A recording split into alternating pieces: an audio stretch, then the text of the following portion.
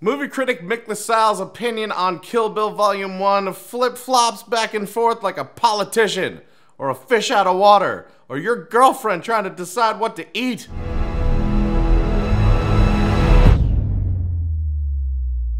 Technically, you shouldn't believe any review of Quentin Tarantino's Kill Bill Volume 1. Okay. Fine, we'll keep going. That you've read so far because the film world's auteur du jour decided just this week to make last-minute tweaks in the film coming out today. Okay? This is a good way to start. Technically, you shouldn't listen to me.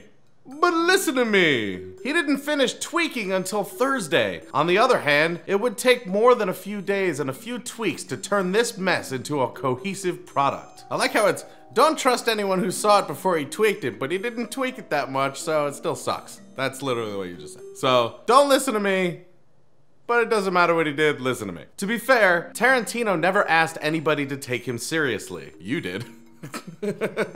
Certainly not at the beginning of this review, but I'm sure you have at some point. But critics did anyway, and set him up for the fall that he is about to take with Kill Bill Volume 1, a 90-minute orgy of endless sword fights, multiple severed limbs, and gushing blood. That sounds awesome!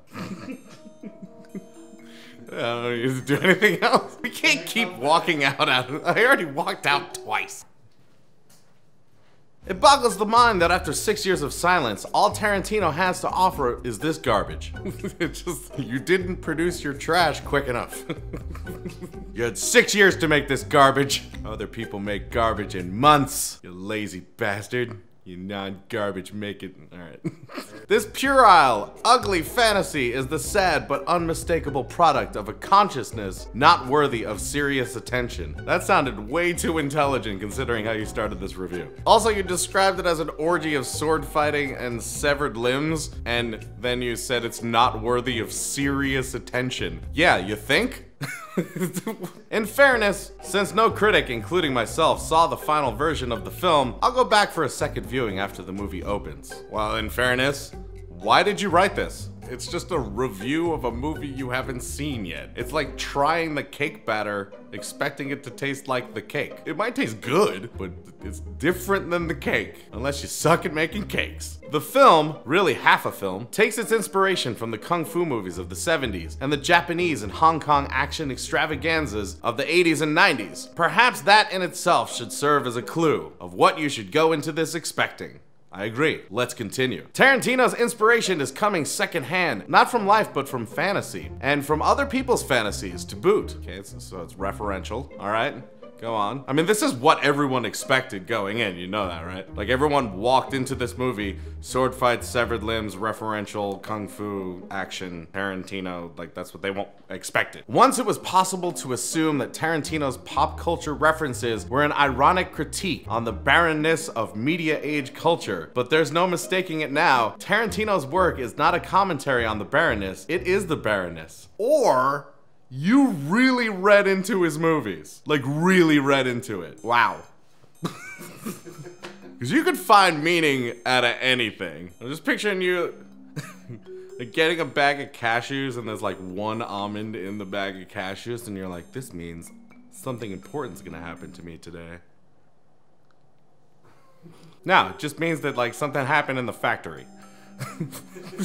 Yet all would be forgiven if he at least turned in a decent kung fu movie. He doesn't. Instead of something kinetic and fast-paced, we get a ponderous wallow in gore. So now it's not referential enough. Before it's like, oh, it's too referential, you're just copying stuff. It's not, now it's like, I wish you would copy this more so that it was exactly like things I've already seen. What do you want, sir?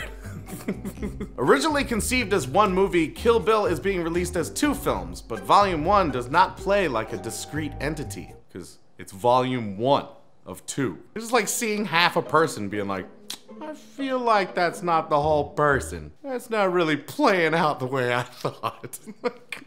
Scenes are allowed to go on forever, as if to stretch this installment to feature length. And then, it doesn't really end, it just stops, which is the sheer definition of ending. That's the definition of end. If a movie ends, it stops. In fact, if you want to end a movie, you hit the stop button. Heads, arms, and legs are cut off, and the blood gushes as from a shower. These dismemberments are not isolated incidents, but the substance of the film, a blood-running motif. Yeah, because he was being referential to kung fu and anime style movies, which is the thing you were mad about, but then we're mad about not being enough of, and now once again, we're back over here. All I can picture is that scene from The Notebook when he's like, what do you want?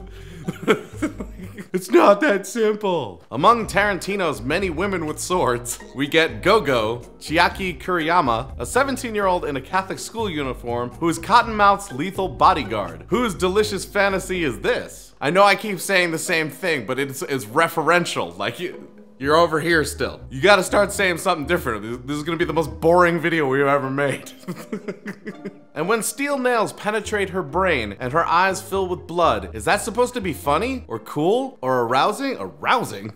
That was a question you had? I understand funny or cool, but like there was a point where you're like, should I be turned on right now? Wow.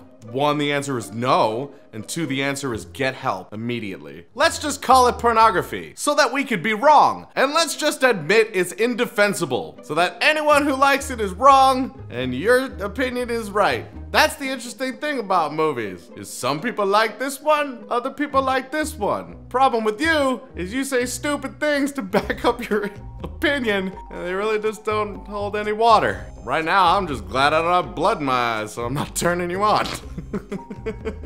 So make sure you guys put in the comments what you thought of Mick LaSalle's review. Also put down movies that you'd like to see us do. And over here you can click and see some other movies we did that Mick LaSalle had done a critique on. And if it's your first time here, make sure you hit that subscribe button, hit the like button to let us know you liked it, hit that notification bell so you get notified every time we have a video come out. And until we see you next time, geek out and game on.